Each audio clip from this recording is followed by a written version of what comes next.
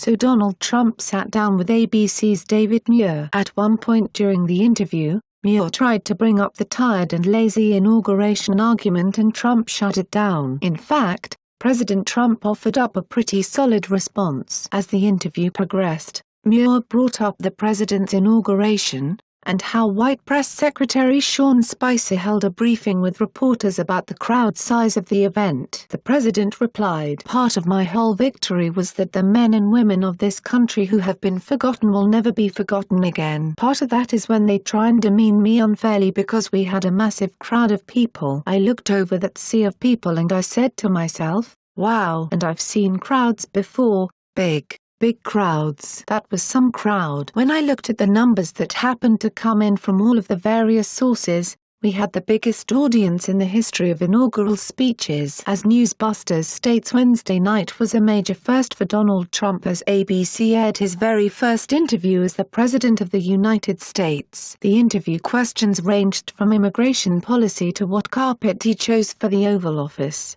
Ronald Reagan's. But things got awkward for interviewer David Muir when he tried to stick Trump with questions about the Women's March on Saturday. "Let me just ask you, while we're standing outside, could you hear the voices from the Women's March here in Washington?" "No, I couldn't hear them. The crowds were large, but you will have a large crowd on Friday too, which is mostly pro-life people," Trump informed Muir before hammering him for the media's long history of blatantly ignoring the annual March for Life in Washington, D.C. "You're going to have a lot of people coming on Friday. And I will say this, and I didn't realize this, but I was told you will have a very large crowd of people. I don't know as large or larger. Some people said it will be larger. Pro-life people, and they say the press doesn't cover them." Muir was caught completely off guard and was left stuttering by the turn of events. "I don't want to compare crowd sizes again.